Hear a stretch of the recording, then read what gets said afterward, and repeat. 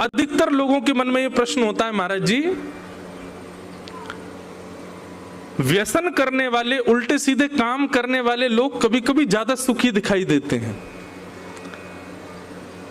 भक्ति पथ पर चलने वाले, यम नियम आसन प्रत्याहार ध्यान धारणा समाधि का पालन करने वाले, जप करने वाले, बिना प्याज लहसुन का प्रसाद पाने वाले, रात्रि जल्दी सो जाने वाले, सत्य का आचरण करने वाले लोग कभी कभी दुखी दिखते हैं।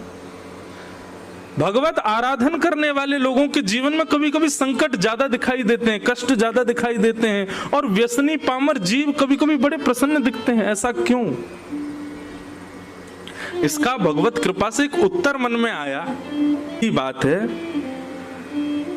जिसके घर में रहते हो, जिसके देश में रहते हो, जिसके नगर में रहते हो, यदि उसके बनाए नियमों का पालन नहीं करोगे तो दुखी रहोगे।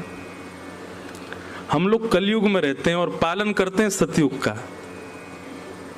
रहते कहां पर हैं? कलयुग में।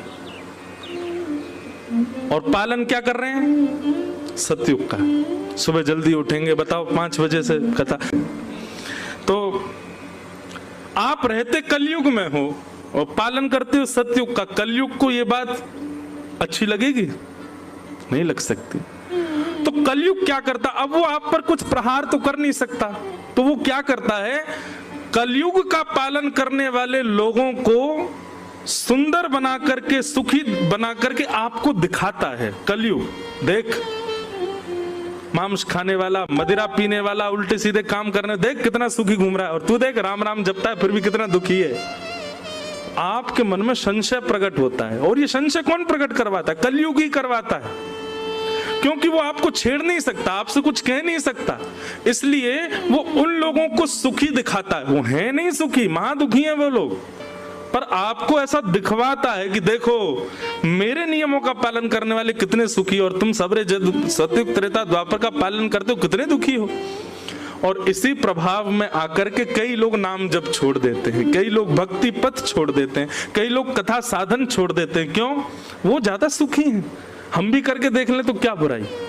लेकिन भैया विचलित मत हो, कलयुग आपको कितना भी प्रभाव दिखावे, आप अपने पथ का त्याग मत करो, आप अपनी निष्ठा का त्याग मत करो, आप अपने नियम का त्याग मत करो, अपने क्रम पर।